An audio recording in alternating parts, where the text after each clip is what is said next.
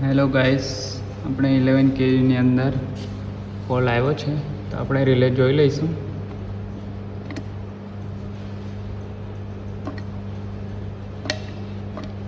એક નંબર છે 17 7 20 5 19 2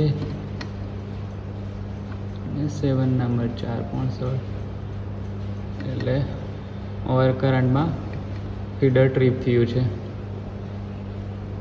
ઓકે,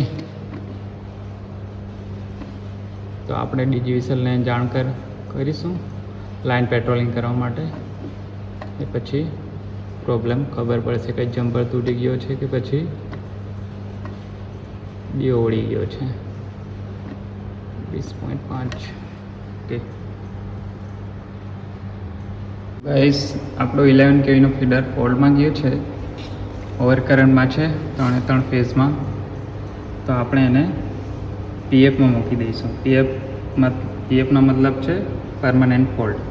એટલે જ્યાં સુધી ડીજીવીસીએલના માણસો લાઇન પેટ્રોલિંગ ના કરે અને ફોલ્ટ ના શોધે ત્યાં સુધી આપણને પીએફમાં મૂકીશું. હવે આપણે લાઇનમેનને ફોલ્ટ મળી ગયો છે લાઇન પર, તો હવે પછી આપણે એલસીબીની પ્રોસેસ કરીશું. એલસીબી આપતા પહેલાં આપણે ત્રણેય ફેઝના એમ્પિયરને જોઈ લઈશું. 0 છે એનાલોગ મીટરમાં, પછી એનર્જી મીટરમાં પણ લોડ 0 છે, પછી વોલ્ટેજ ઇન્ડિકેટર યુનિટ બી 0 છે, અને પછી આપણા ઇન્ડિકેશન પણ સર્કિટ બ્રેકર ઓફ છે. અને પછી બ્રેકરને ટેકઆઉટ કરીશું અને પછી એલસીબીનું બોર્ડ મારી દઈશું.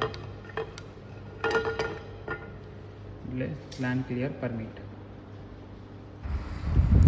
હવે આપણે અર્થિંગ રોડથી 11 kVની ગેનરી ઉપર જઈશું અને જ્યાં કેબલ લાગેલો છે તેને ત્રણેય ફેઝને ડિસ્ચાર્જ કરીશું વારા પરથી, અને કોઈ પણ એક ફેઝને અર્થિંગ રોડ લટકાવી દઈશું જેથી કરીને કેબલ ડિસ્ચાર્જ થઈ જાય.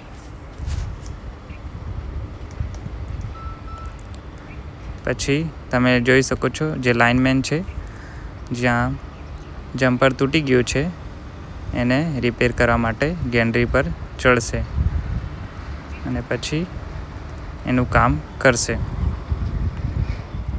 હવે આપણે એલસીબી રિટર્ન કરવાની છે એટલે અર્થિંગને કાઢી લઈશું, બ્રેકરને રેકિન કરીશું અને રિમોટની મદદથી એને ઓન કરીશું. અહીંયા હવે આપણું બ્રેકર ઓન થઈ ગયું છે. એમ્પિયર ચેક કરી લઈએ.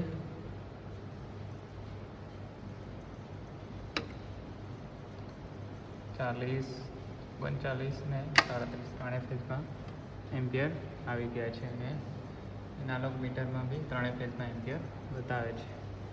એટલે આપણી એલસીબી અહીંયા પૂરી થાય છે. નેક્સ્ટ વિડીયોમાં આવી રીતે મળીશું.